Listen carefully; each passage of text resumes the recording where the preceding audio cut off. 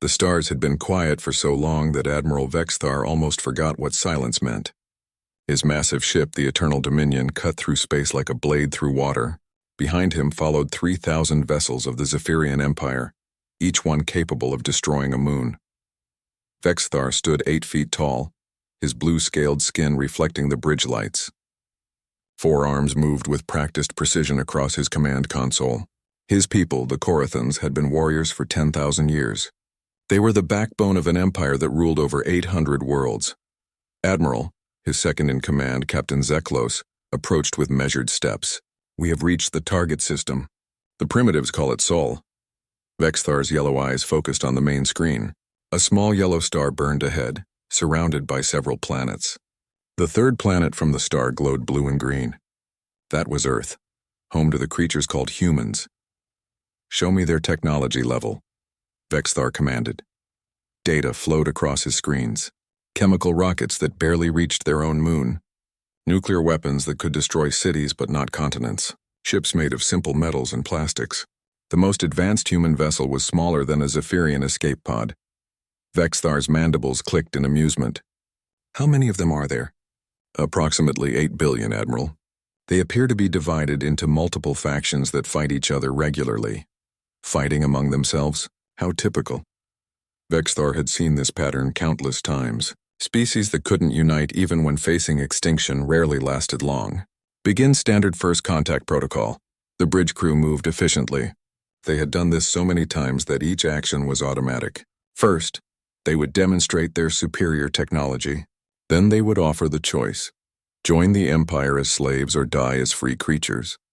Most species chose slavery. The few that chose death usually changed their minds when they saw their cities burning.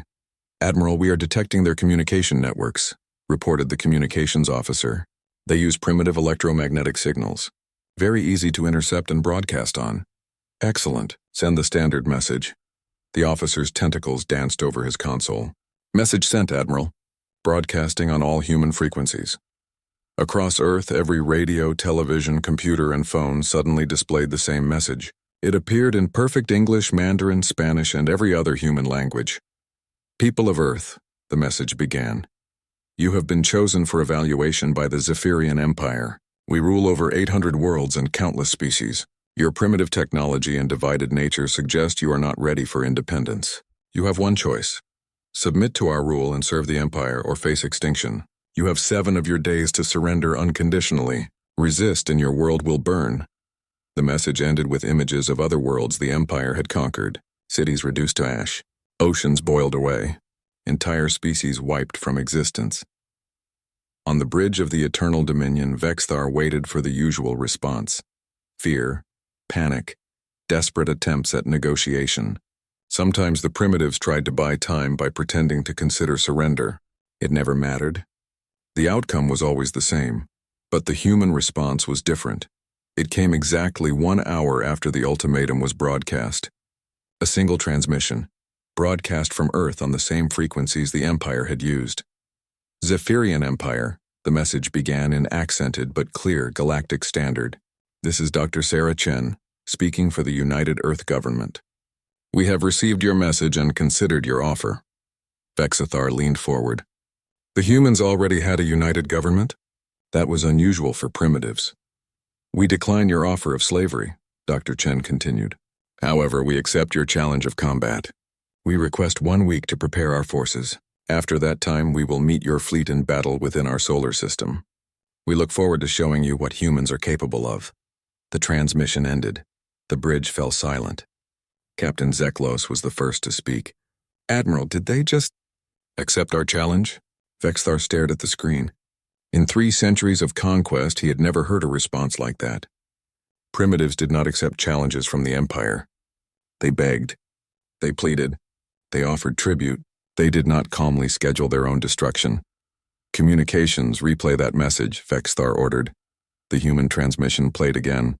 The voice was calm, professional, almost polite. There was no fear in it. No desperation. Dr. Chen spoke as if she were scheduling a business meeting. "Admiral," the intelligence officer spoke up. "We have analyzed their transmission." The human called Chen used perfect military protocols in her response. She also knew to use Galactic Standard, which suggests they have been monitoring our communications. Monitoring us? For how long? Unknown, Admiral. But the linguistic patterns suggest extended observation. Vexthar felt something he had not experienced in many years. Curiosity.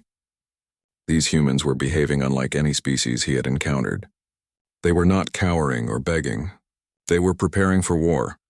What do we know about human military capabilities? He asked. The tactical officer's screen filled with data. Very limited, Admiral. They have small armies equipped with chemical projectile weapons. Their largest war machines are primitive aircraft and ground vehicles.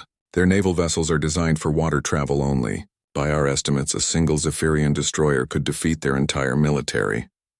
And their space capability? Minimal.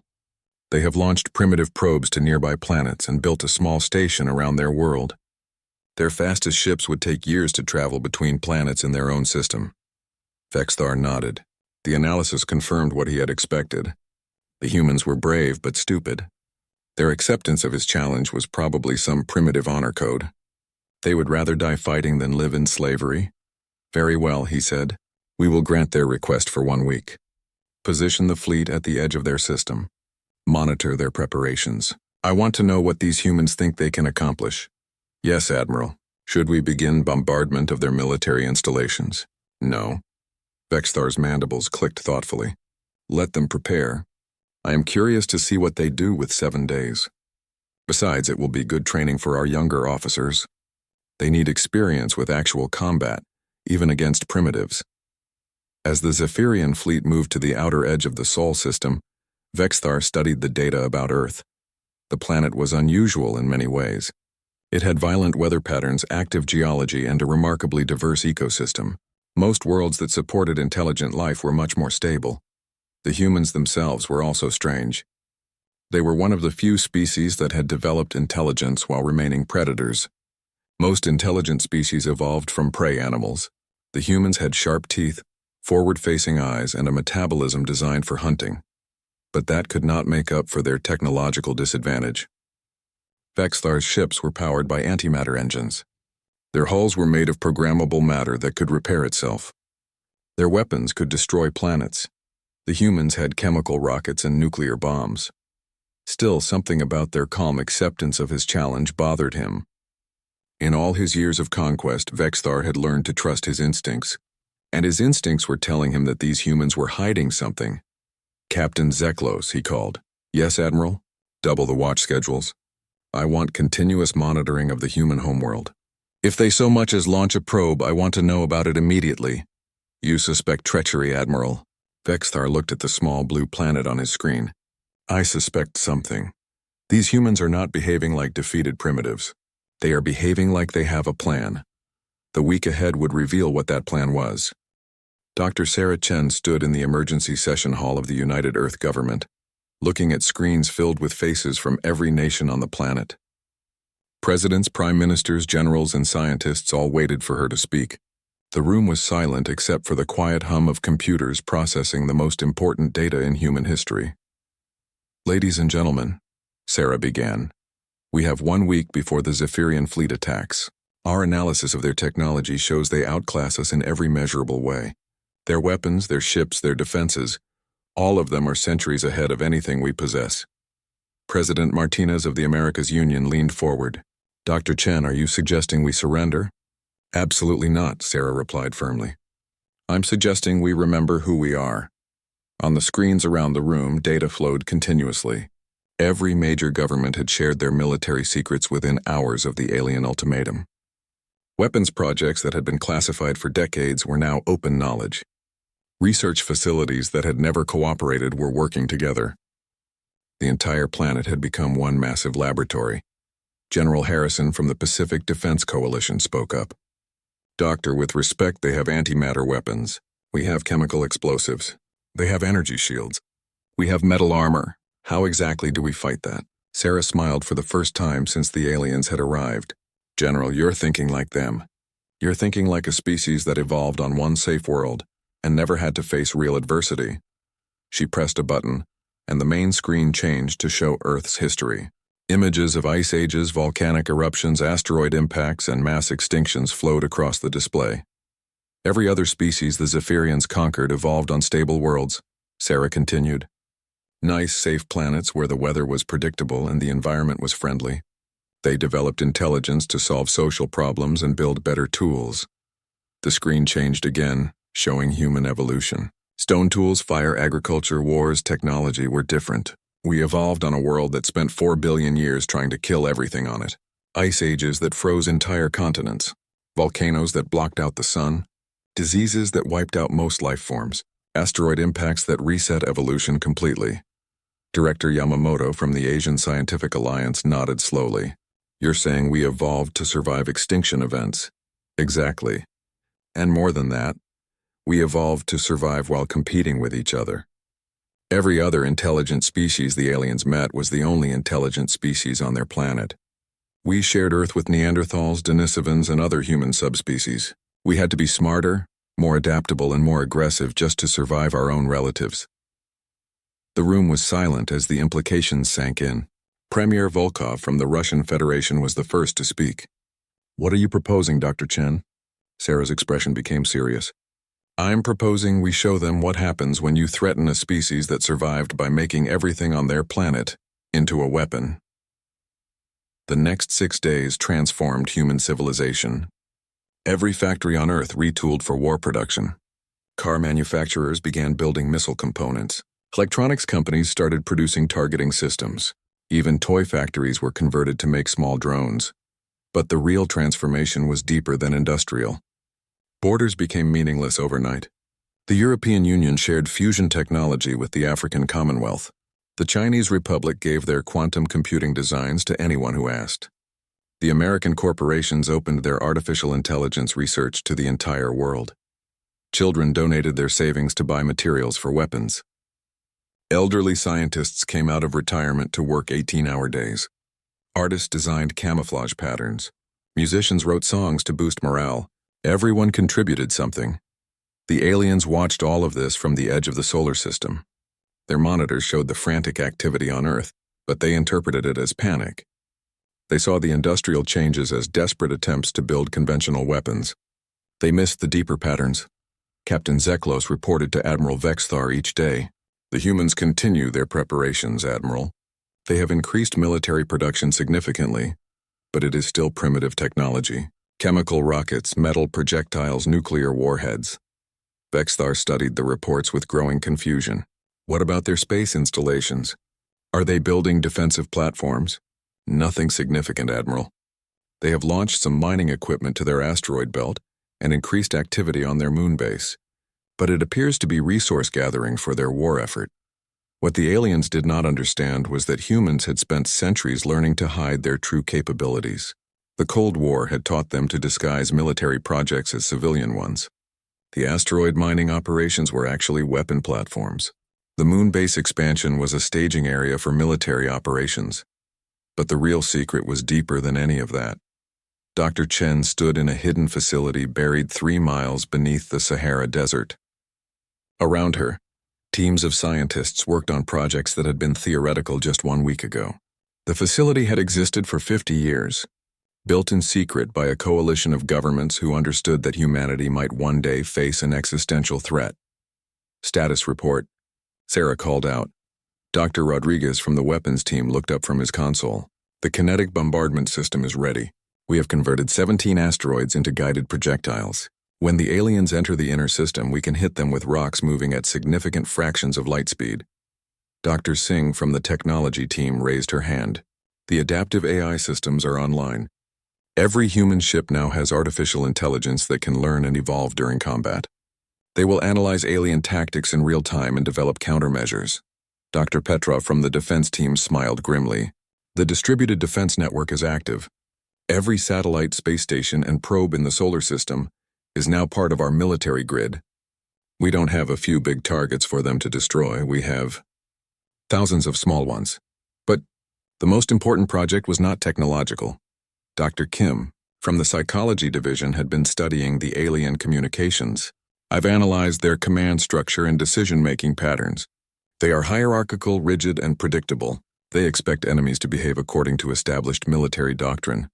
Which we won't, Sarah observed. Exactly. They're expecting us to defend our planet directly, to fight like every other species they've conquered. They're not prepared for an enemy that uses the entire solar system as a battlefield. The aliens had made a fundamental error in understanding humanity. They saw Earth as just another planet inhabited by just another species. They did not realize that humans had already colonized their entire star system. Mars had manufacturing facilities. The Moon had military bases. The asteroid belt had mining operations that could quickly become weapons platforms. More importantly, they did not understand human psychology. Other species fought to defend their territory. Humans fought to win. Other species tried to minimize losses. Humans accepted losses as the price of victory. On the sixth day, Admiral Vexthar received a message that puzzled him. It was not from Earth's government or military. It was from individual humans, broadcast on thousands of different frequencies. The messages were simple. Children saying goodbye to parents who were going to fight. Elderly people sharing memories of previous wars. Artists reading poetry about sacrifice and courage. Scientists explaining discoveries they had made too late to see implemented. What is the purpose of these transmissions? Vexthar asked his intelligence officer. Unknown, Admiral. They appear to be personal communications between individual humans. Perhaps they are trying to boost morale before the battle. Vexthar listened to a few of the messages. They were not the desperate pleas he expected from a doomed species. They were calm, determined, even cheerful in some cases. The humans were saying goodbye to each other as if they were going on a dangerous but necessary journey. Admiral, Captain Zeklos approached with the daily report. The human defense fleet has assembled. 200 ships of various sizes. They appear to be waiting in orbit around their planet. Vexthar nodded. 200 ships against 3,000. The outcome was certain. But something still bothered him about the human behavior. They were too calm, too confident, too prepared. Begin the final approach, he ordered. All ships to battle stations. We attack at dawn on the 7th day. As the Zephyrian fleet moved toward Earth, none of them noticed the small objects leaving the planet's surface. The objects looked like routine cargo launches, supplies for the defense fleet perhaps, or evacuations of important personnel. They were neither. They were the final pieces of humanity's real defense plan, moving into position for a battle that would be unlike anything the Zephyrian Empire had ever faced. The 7th day was about to begin. The 7th day dawned with Earth's defense fleet arranged in perfect formation between their planet and the approaching alien armada. 200 human ships faced 3,000 Zephyrian vessels, their hulls gleaming in the light of Sol. Admiral Vexthar stood on his bridge, watching the tactical display with satisfaction. The human ships were arranged in conventional defensive patterns, clustered around their homeworld like every other species he had conquered. Their formation showed no innovation, no adaptation to fighting a superior force. Admiral, reported the tactical officer. Human fleet composition confirmed. 60 destroyers, 80 frigates, 40 cruisers, 15 battleships, and 5 command vessels. Total mass approximately 12 million tons. Vexthar's mandibles clicked with amusement. His own flagship massed more than the entire human fleet combined. Very well. Begin the attack. Standard formation. Let the newer officers handle the initial engagement. This will be good practice for them. The Zephyrian fleet advanced in perfect order. Their ships were beautiful and terrible, sleek forms of programmable matter that could reshape themselves during battle. Energy shields shimmered around each vessel like soap bubbles made of light. Antimatter engines pushed them forward without visible exhaust. Commander Veltar, one of the younger officers, commanded the vanguard force of 300 ships. He had been looking forward to this battle. Real combat experience was rare in the Empire, since most species surrendered without fighting. This would be his chance to prove himself. Human vessels at optimal range. Commander, his weapons officer reported. Fire, Veltar commanded. The Zephyrian weapons were works of art, coherent antimatter beams that could slice through planets, gravity manipulators that could crush ships like paper, quantum disruptors that unraveled matter at the atomic level. They reached across space at the speed of light, striking the human fleet with devastating precision. The first human destroyer exploded in a brilliant flash, then the second, then the third. The alien weapons punched through human shields and armor like they were made of tissue paper. Within minutes, 20 human ships had been destroyed. But then something strange happened. Where the human destroyer had exploded, instead of debris, there were smaller ships.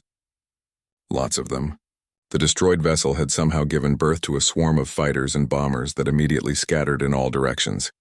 "Commander," his sensor operator called out, "the human ships appear to have been carrying smaller vessels inside them." Veltar studied his display with confusion. The tactical screen now showed twice as many human contacts as before. Every destroyed ship had released multiple smaller craft like some kind of mechanical reproduction. "No matter," he decided. "Fighters cannot threaten our main vessels. Continue the attack." But the fighters were not behaving like normal fighters. Instead of attacking his ships directly, they were releasing clouds of even smaller objects. Missiles, yes, but also something else.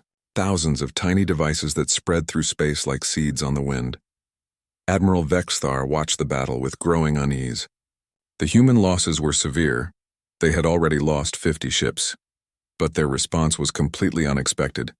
Normal fighters would try to attack his larger vessels or retreat to safety. These human fighters were doing neither. "Communications," he called. "Are we detecting any distress signals from the human fleet?" "No, Admiral. In fact, they appear to be broadcasting tactical data to each other constantly. Their coordination is improving as the battle progresses." That was another oddity. Most species became disorganized when they started taking heavy losses. Fear and panic usually broke down their command structure. But the humans seemed to be becoming more organized, not less. Captain Zeklos approached with a puzzled expression. "Admiral, the Intelligence Division has been analyzing human communications during the battle. They are not behaving like a losing force." "What do you mean?" "Listen to this." Zeklos activated a speaker and human voices filled the bridge. "Eagle 7 to control. Confirm hit on target pattern Delta 7. Their shield frequency is rotating every 43 seconds. Control to all units, new targeting data uploaded. Antimatter beam focal point appears to be vulnerable to concentrated kinetic impact. Wolfpack leader to Eagle 7, confirmed. Adjusting attack vectors to exploit shield gaps." Vexthar listened with growing alarm. The humans were not panicking or crying for help. They were calmly analyzing his ship's weaknesses and adapting their tactics in real time.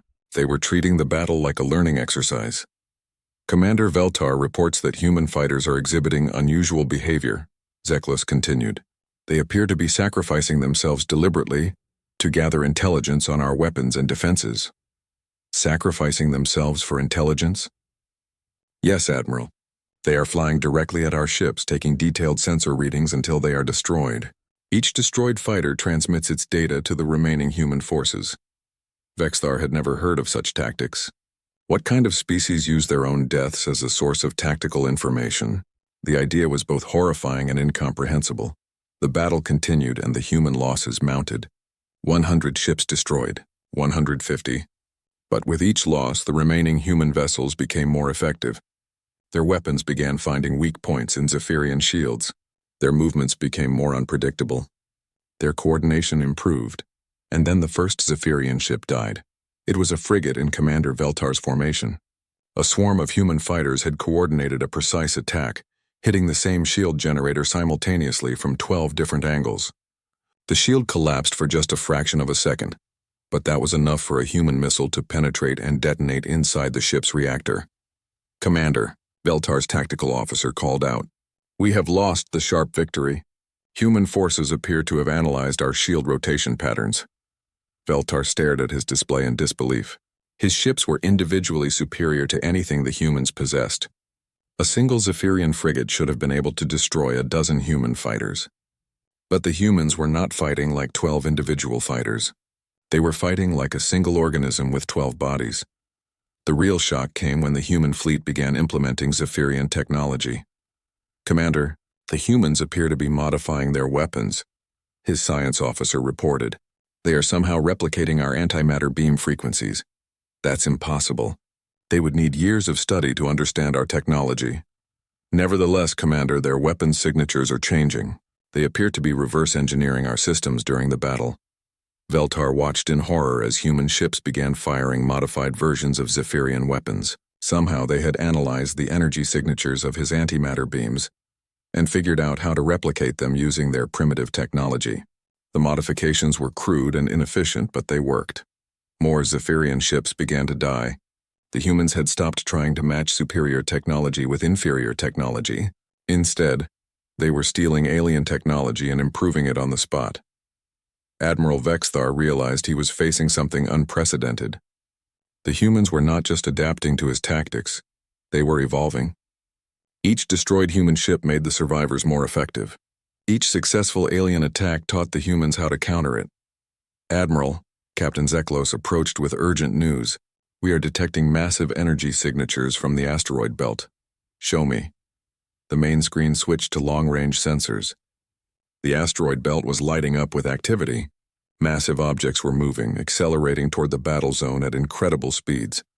Admiral, those are asteroids, but they are moving under power. The humans have somehow turned asteroids into kinetic weapons. Vexthar calculated the velocities in his head. Asteroids massing millions of tons, moving at significant fractions of light speed. Even his antimatter weapons would have trouble stopping projectiles that large moving that fast. How many? He asked quietly. 17, confirmed Admiral. More may be hidden behind larger bodies. 17 asteroids, each one capable of destroying a planet. The humans had turned their entire solar system into a weapon, but the worst revelation was still to come. Admiral, the communications officer called out, we are receiving a transmission from the human homeworld. On screen, Dr. Sarah Chen appeared on the main display, looking calm and professional despite the battle raging around her planet. Admiral Vexthar, she began, I hope you are enjoying your first taste of human warfare. You have destroyed 170 of our ships, and we congratulate you on that achievement. However, I feel I should inform you of something important. Vexithar waited, dreading what she would say next. The ships you have been fighting are not our military fleet. Dr. Chen continued with a slight smile. They are our training fleet. Obsolete vessels we use to teach new pilots and test experimental tactics. Our actual military fleet is still approaching your position. The screen switched to show new contacts on long-range sensors. Hundreds of them approaching from multiple directions, ships that were larger, faster, and more heavily armed than anything the humans had fielded so far. You see, Admiral, Dr. Chen's voice continued, we used your own arrogance against you. We knew you would expect us to field our best ships immediately, so we sent our worst ships first. While you were destroying our training, the Admiral Vexthar stood frozen on his bridge as the tactical situation collapsed around him. The new human fleet was emerging from behind planets, moons, and asteroids where they had been hiding. Ships that were clearly more advanced than the training vessels his forces had been fighting appeared on sensors from every direction. Admiral, Captain Zeklos reported with barely controlled panic. We count 800 new human vessels. They have us surrounded. 800? Vexthar's voice was barely a whisper. Where did they come from? They appear to have been hiding throughout the system, Admiral. Behind Mars, in the shadow of Jupiter's moons, even in the rings of Saturn. They have been waiting for us to commit our forces to the inner system. The realization hit Vexthar like a physical blow. The humans had never intended to defend their planet directly. They had used Earth as bait, drawing his fleet into a trap that spanned their entire solar system. On the main screen, Dr. Chen continued her broadcast. You are probably wondering how we accomplished this, Admiral. The answer is simple. We learned from you. The screen changed to show recordings of previous Zephyrian conquests. Species after species falling to the same tactics, the same overwhelming assault on their homeworld. We have been monitoring your empire's communications for 50 years, Dr. Chen explained. We studied every conquest, every battle, every species you destroyed. We learned your tactics, your strategies, your weaknesses. Vexthar felt his four hearts racing. 50 years? The humans had been watching them for 50 years. We discovered that you always use the same approach, Dr. Chen continued. Overwhelming force applied directly to the target world. You rely on superior technology and intimidation to break enemy morale quickly. It has worked well for you, until now. The human fleet began to move, closing in from all directions. But they were not attacking yet. They were repositioning, forming a perfect sphere around the Zephyrian armada with Earth at the center. Admiral, his tactical officer called out, the incoming asteroids will reach us in 47 minutes. We need to move to avoid impact. Vexithar studied his options. If he moved toward Earth, he would run directly into the human defense fleet. If he moved away from Earth, He would run into the encircling human forces. If he stayed where he was, the asteroids would destroy his entire fleet. "Signal retreat," he ordered. "All ships withdraw to the edge of the system." "Admiral, human forces are blocking all retreat routes. The trap was perfect." The humans had studied Zephyrian tactics so thoroughly that they knew exactly how the Empire would respond to every situation. They had prepared counters for every possible move. But the worst was yet to come. "Admiral," the communications officer reported, "we are receiving multiple transmissions on Zephyrian frequencies. They appear to be surrender requests from our own ships." "What? Show me." The main screen filled with messages, all using proper Zephyrian military protocols. Ship after ship was apparently requesting permission to surrender to the humans. "This is Captain Mordan of the Swift Death. We are experiencing critical systems failures and request permission to surrender to enemy forces. This is Commander Telvar of the Righteous Fury. Our weapons are offline and our engines are failing. We cannot continue combat operations. This is Captain Zultek of the Final Victory. We have taken severe damage and must surrender immediately." Vexthar stared at the messages in confusion. "Verify those ship positions. Are they actually damaged?" His tactical officer checked the sensors. "No, Admiral. All those ships show normal operational status. Their weapons and engines appear to be functioning normally." "Then why are they requesting surrender?" Captain Zeklos realized the truth first. "Admiral, these messages are not from our ships. The humans are broadcasting fake surrender requests on our own frequencies." The implications were staggering. Somehow the humans had not only learned Zephyrian military protocols, but they were using those protocols as psychological warfare. Ships throughout the fleet were receiving what appeared to be legitimate surrender requests from other Zephyrian vessels. "Cut all internal communications," Vexthar ordered. "No ship is to communicate with any other until this is resolved." But it was too late. The fake surrender requests had already spread confusion throughout the fleet. Ships were questioning orders, suspicious of each other, uncertain about which communications were real and which were human deceptions. The humans had turned the Zephyrians' own rigid hierarchy against them. In an empire where treachery was always feared, the suggestion that other ships were surrendering created immediate paranoia and distrust. "Admiral," his science officer called out urgently, "we have a bigger problem. The humans appear to be jamming our quantum communication networks." "That's impossible. They don't have quantum technology." "Nevertheless, Admiral, our faster-than-light communications are being disrupted. We cannot contact the Empire for reinforcements." Vexthar felt the situation spiraling completely out of control. The humans had somehow developed technology they should not possess, learned tactics they should not understand, and implemented strategies that should have taken years to plan. The first of the weaponized asteroids arrived 30 minutes later. It was a mountain-sized chunk of rock and metal, moving at nearly 10% of light speed. The Zephyrian fleet concentrated their fire on it, their antimatter weapons carving massive chunks from its surface. But there was too much mass moving too fast to stop completely. The asteroid struck the Zephyrian battleship Eternal Conquest with the force of a small star. The ship's shields held for exactly 0.3 seconds before collapsing. The ship itself vaporized instantly, along with 2 frigates that were too close to the impact. "Evasive maneuvers," Vexthar shouted. "All ships scatter." But the humans had predicted this response too. As the Zephyrian fleet broke formation to avoid the asteroids, the waiting human ships attacked. They struck at the scattered alien vessels with perfect coordination, their movements choreographed like a deadly dance. The battle that followed was unlike anything in Zephyrian military history. The humans fought as if they could read their enemies' minds, anticipating every move, countering every tactic, exploiting every weakness.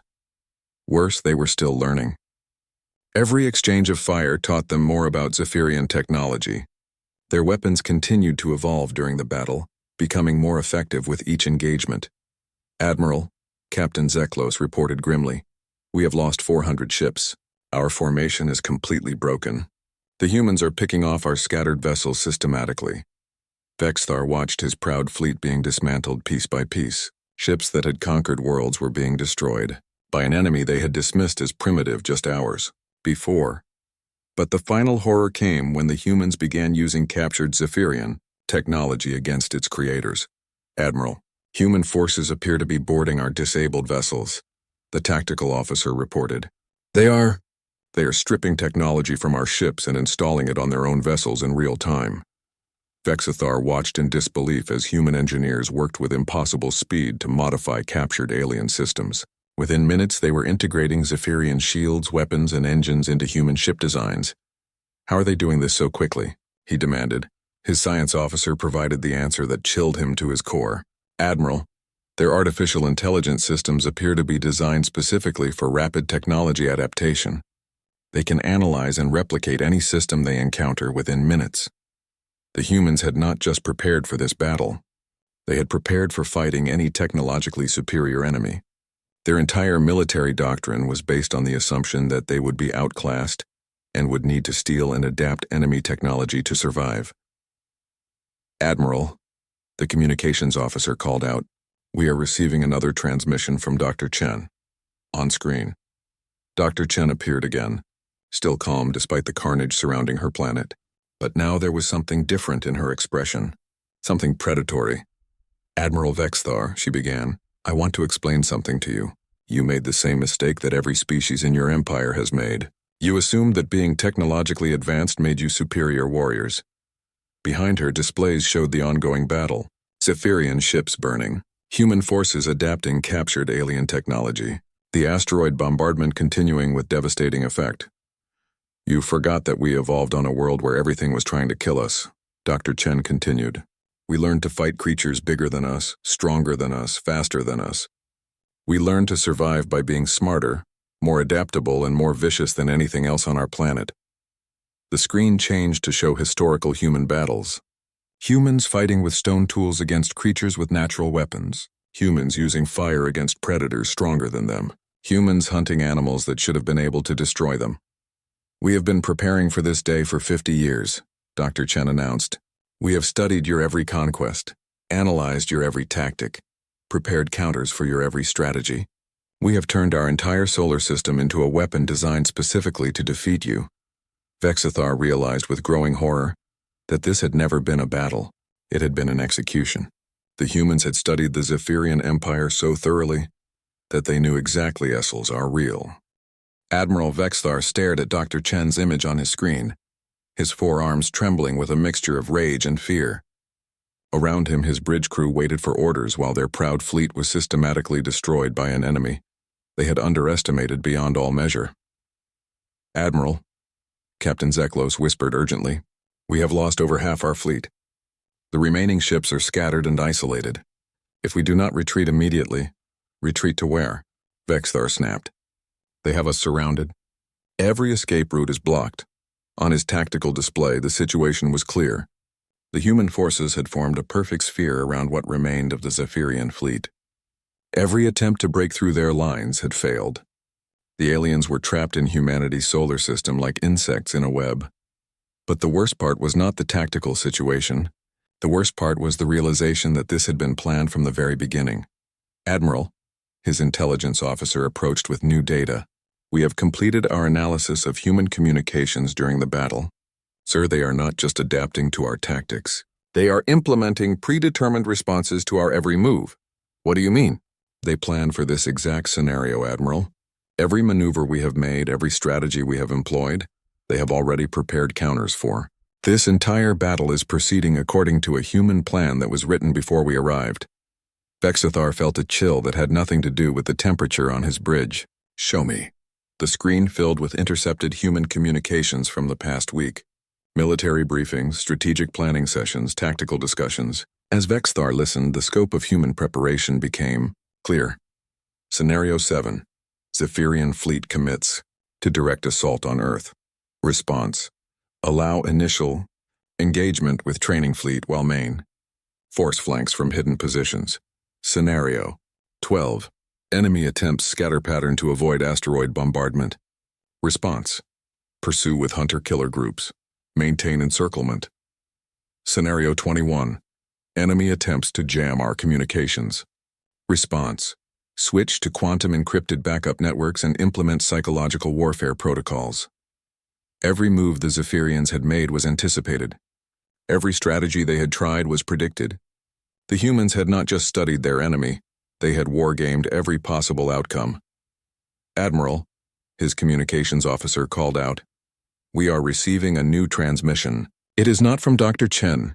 It appears to be from individual human military units throughout the system. Show me." The screen filled with faces, human soldiers, pilots, engineers, and commanders. They were broadcasting from their ships, their stations, their hidden bases throughout the solar system. And they were all saying the same thing. "This is Captain Rodriguez of the Earth Defense Fleet. We accept your surrender." "This is Commander Singh of Mars Defense Command. We are prepared to accept your surrender." "This is Colonel Petrov of Asteroid Mining Station 7. Surrender now and you will be treated according to galactic conventions." The messages came from hundreds of human units, all offering to accept Zephyrian surrender, but there was something in their voices that made Vexthar's blood run cold. They were not desperate victors hoping for a quick end to the battle. They were confident predators offering their prey one last chance to avoid complete destruction. "Admiral," Captain Zeklo said quietly, "what are your orders?" Vexthar studied his options. His fleet was broken, scattered, and outnumbered. The humans had demonstrated technology they should not possess and tactics that surpassed anything in Imperial doctrine. Continuing the battle would only result in the complete destruction of his forces. But surrender? No Zephyrian admiral had ever surrendered to a primitive species. It would be the end of his career, his honor, his entire way of life. "Admiral," his tactical officer interrupted his thoughts. "We are detecting new energy signatures from the human homeworld." "What kind of signatures?" "Unknown, Admiral. But they are massive. Whatever the humans are charging up down there, it is drawing power from their entire planetary energy grid."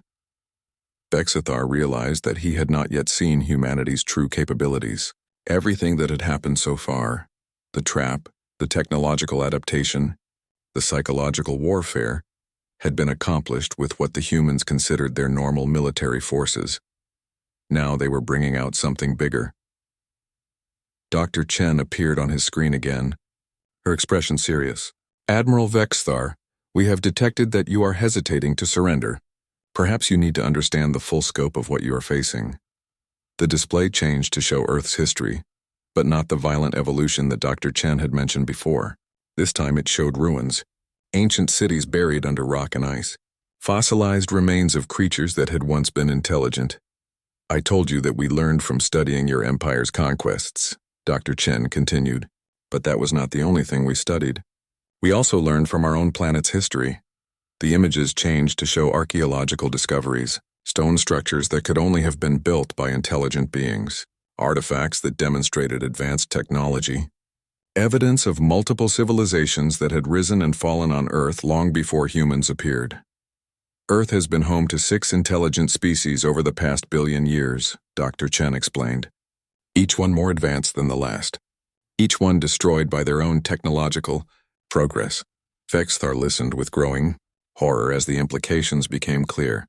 The first species developed nuclear weapons and destroyed themselves in a global war. The second achieved genetic engineering and created plagues that wiped them out. The third built artificial intelligence that turned against them. The fourth developed nanotechnology that consumed their entire biosphere. The fifth achieved dimensional manipulation and accidentally tore their reality apart. The screen showed the ruins of each civilization, preserved in Earth's geological record like layers in a cake. The sixth species learned from all of these mistakes. They developed incredibly advanced technology, but imposed strict limits on themselves to prevent self-destruction. They survived for millions of years, until an asteroid impact reset Earth's evolution and gave other species a chance to evolve.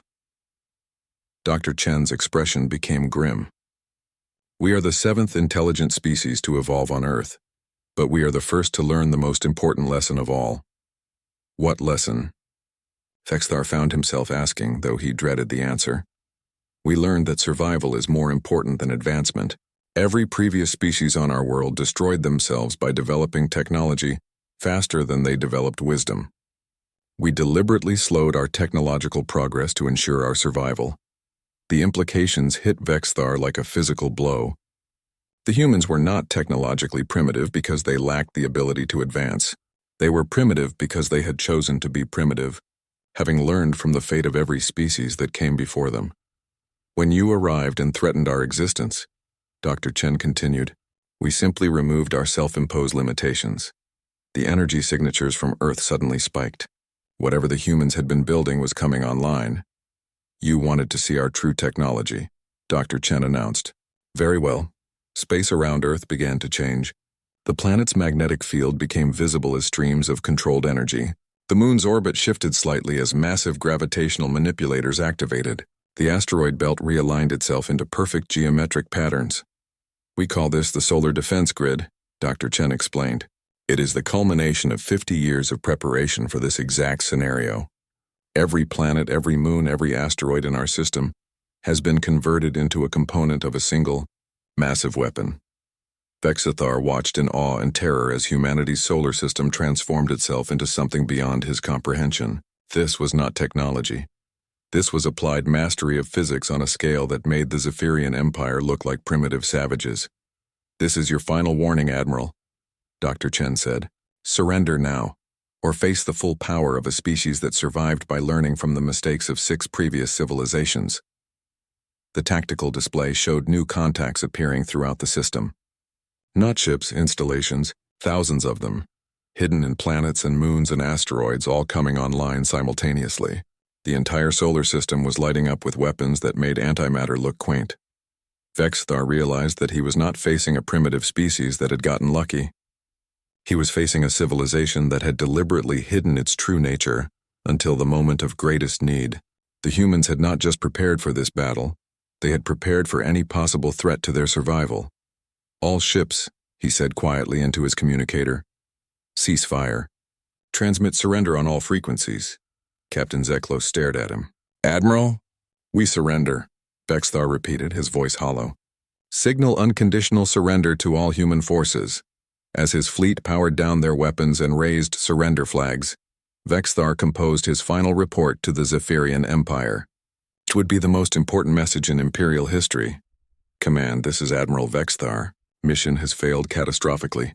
Do not under any circumstances engage the humans in combat. They are not a primitive species. They are a force of nature that learned how to think. He paused, trying to find words for what he had witnessed. Add Earth to the forbidden zones immediately. Post warnings throughout Imperial space.